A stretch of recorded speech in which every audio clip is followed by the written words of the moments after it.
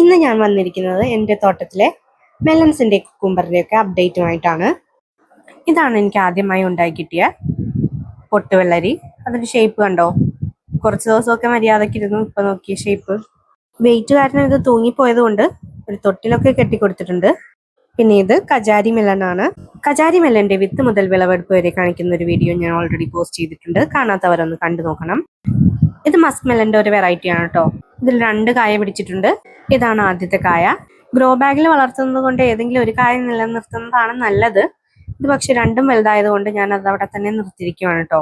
ചിലപ്പോൾ ഒരു കായ കൊഴിഞ്ഞു പോകാൻ സാധ്യതയുണ്ട്. പിന്നെ ഇത് മസ്ക് മെലൻ്റെ വേറൊരു വെറൈറ്റി ആണ്. ഇതിൽ 3 കായകൾ ഉണ്ടായിട്ടുണ്ട്.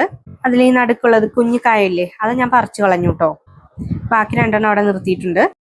ഇതിൻ്റെ എല്ലാ അപ്ഡേറ്റ്സ് ഞാൻ വരും വീഡിയോകളിൽ കാണിക്കുന്നതാണ്. ചാനൽ സബ്സ്ക്രൈബ് ചെയ്തിട്ടില്ലാത്തവർ സബ്സ്ക്രൈബ് ചെയ്യണേ. പിന്നെ ഇത് അർമേനിയൻ കുക്കുംബറാണ് കേട്ടോ. അർമേനിയൻ കുക്കുംബറിൻ്റെയും ഫുൾ വീഡിയോ ഞാൻ പോസ്റ്റ് ചെയ്തിട്ടുണ്ട്. കാണാത്തവരൊന്ന് കണ്ടു നോക്കണേ. അടുത്തൊരു വീഡിയോയിൽ കാണാം. ബൈ.